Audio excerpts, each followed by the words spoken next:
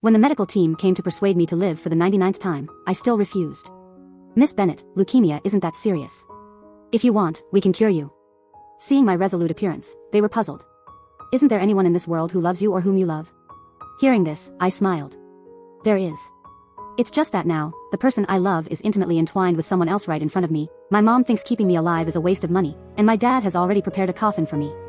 For a moment, they fell silent. After a while, they said I was foolish. But I replied, because I'm guilty, I've let everyone down. To atone, I made a will, leaving my assets to them. I thought they would be overjoyed after my death. But I never expected that when they learned of my death, they would go mad with remorse, begging for my return.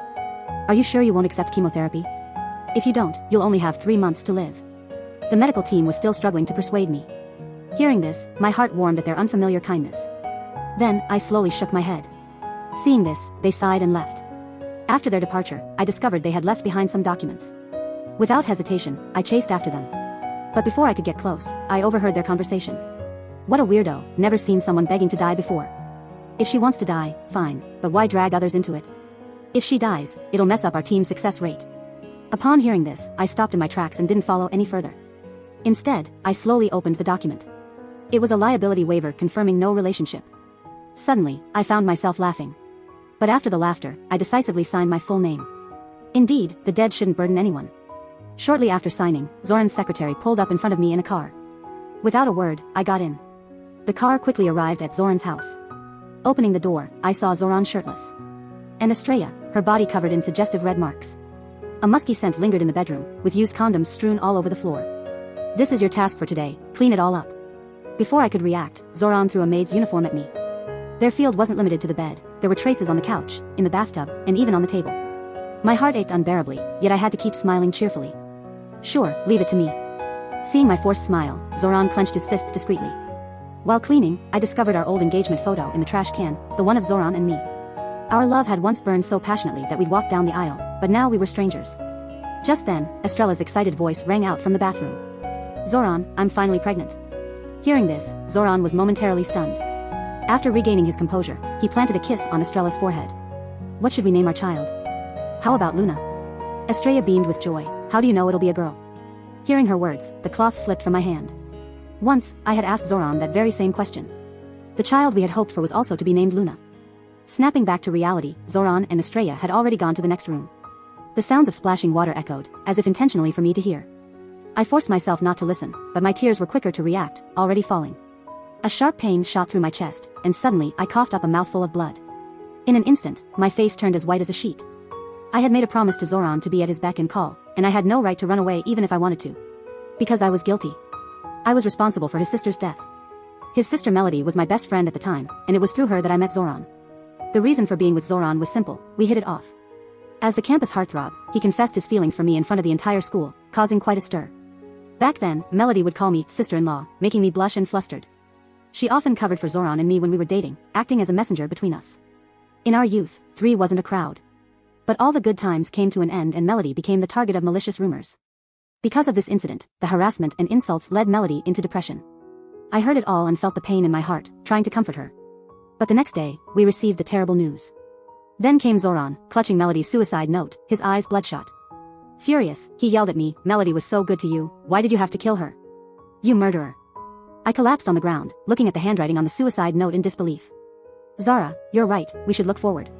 But the end of the road ahead is another world, so I'm going to that other world to be happy. Don't miss me too much. A sudden pain struck my heart. I slowly woke up from my dream. Seeing the overturned bucket at my feet, water spilled all over the floor. I suddenly realized I was back in the present moment. The wonderful Melody had become a thing of the past. There was no time to dwell on it. I wiped away the lingering tears and continued cleaning up. By the time I finished tidying, Zoran and the others had long since completed their business. Estrella approached me with a flushed face, teasing. Hey, murderer, I'm hungry. Hurry up and get me something to eat. But I didn't budge. I owed her nothing. Yet Zoran came over, looking down at me imperiously. Didn't you hear? Make me dinner. Estrella likes spicy diced chicken, cilantro beef stir-fry. With each dish he listed, the color drained further from my face. He rattled off a long list, each one perfectly targeting foods I couldn't stomach. But I had no choice. Without a word, I walked into the kitchen. 30 minutes later, I had prepared a table full of dishes. Just as I was about to carry them out, I realized the oven mitts were missing. Estrella called out impatiently. Hurry up, Zara. I looked over at her voice, only to see her tossing the oven mitts into the trash. Zoran watched coldly, saying nothing. I gritted my teeth and carried out the scalding hot soup bowl, my hands trembling the whole time. I stepped forward, but after just a couple of paces, I slipped hard on a puddle of water that hadn't been there before, crashing to the floor. At the same time, the scalding hot soup spilled all over me. Instantly, my exposed skin erupted in angry red welts, swelling up. Before I could even react to the searing pain, Zoran, who had been so calm just moments ago, yanked me to my feet and dragged me to the bathroom. He doused my burns with cold water. All the while, I could hear Zoran's words through gritted teeth. Zara, don't you know how to say no? Hearing this, I silently shook my head. I don't deserve to. I need to atone. In the next second, Zoran's eyes flashed red as he shoved my shoulder, pinning me against the bathroom wall. If you're so eager to atone, then do it with your body. To my utter disbelief, he began devouring my lips roughly. Just as I was gasping for air, Estrella let out a piercing scream from the living room. At this, Zoran froze mid-motion. He immediately ran out. Estrella had fainted and was rushed to the hospital. They diagnosed her with anemia, requiring an urgent blood transfusion. In the critical situation, Zoran frantically pointed at me. Doctor, take her blood, she's type A. I was pushed inside without resistance. I watched as tube after tube of blood was drawn from my body. My fists clenched tightly, my whole body weak, but I forced myself to endure. My eyelids drooped uncontrollably, refusing to stay open. After 6 full vials of blood were drawn, the process finally came to a halt. At that moment, I lost consciousness. Before I blacked out, I caught a glimpse of Zoran rushing anxiously towards Estrella. I'm not sure how long I slept, but when I woke up, I found another friend by my side. Seeing me awake, Nolan was exasperated. You knew you had leukemia and were already anemic. Why the hell did you donate blood to that bitch? Do you know what the doctor just said? He admitted he made a mistake in his diagnosis. Estrella had just fallen asleep, she didn't pass out from anemia. Nolan and I both knew this was Estrella's own orchestrated drama. I know, but since Zoran asked for it, I had to comply. Besides, I don't have much time left anyway. At the mention of this, Nolan's eyes dimmed. Zara, at least think about your parents. I've already found out that Zoran's bone marrow is a match for you. If you just say the word. But before he could finish, I cut him off. Nolan, there's no one left in this world who wishes for me to survive. Initially, I had fainted and was diagnosed with leukemia at the hospital. I awoke groggily, overhearing my parents' conversation. My mom sighed deeply. The chemo and bone marrow transplant will not only make Zara suffer, but it's also going to cost a fortune. Let's just forget about treatment. We can spend the remaining 3 years by Zara's side. My dad, however, immediately dialed the funeral home. Hello, I'd like to schedule a funeral service for 3 years from now. Hearing my words, Nolan hastily exclaimed. That's not true. There's also me. At this, I gave a small smile. Thank you, but I've already made up my mind. Seeing my resolve, Nolan eventually walked away, dejected. I thought he had accepted my decision. But I never expected that after leaving my hospital room, he'd go straight to Zoran. Zoran, Zara has leukemia. She's got a year left to live, and you're currently the only bone marrow match we found. If you have any conscience left, save Zara's life. Hearing this, Zoran just laughed. Nolan, everyone knows Zara was your favorite back then. Are you happy now, picking up my sloppy seconds? And you have to make up such lies. Zoran spilled his guts about all the budding feelings of his youth. Soon enough, Nolan stormed off in a huff. I've never met someone as cold-hearted as you. But after Nolan left, Zoran couldn't shake off a sense of unease. In the end, he came to find me. As he mentioned leukemia, my brow twitched. Then, I laughed. If someone who values their life as much as I do got leukemia, they'd definitely seek treatment. How could I possibly let you mock me for that? Hearing this, Zoran was indeed riled up, just as I had expected. That's right, the wicked live long. Someone like you should stick around to atone for what you did to Melody. With that, he left. But after he was gone, I finally let my guard down. My palms were sweaty, and tears had welled up in the corners of my eyes without me noticing. Someone like me should die quietly, without causing trouble for anyone. After Nolan left, the doctor told me that because of the blood transfusions, the 3-month deadline was gone. I could die at any time now. Even a bone marrow transplant wouldn't help my body on the brink of collapse. It seems Nolan's persistence was all for nothing. But I didn't feel much about it. Instead, I was grateful that I could make it to Melody's memorial day before I died, to keep her company one last time.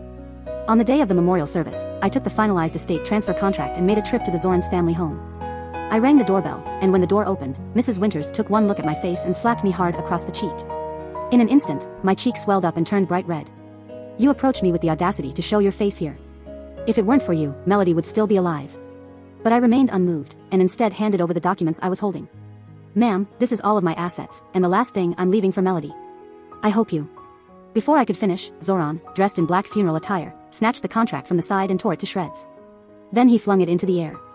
A flurry of paper scraps danced in the air, mirroring the fragments of my heart. Zoran's chest heaved with emotion, his eyes blazing red.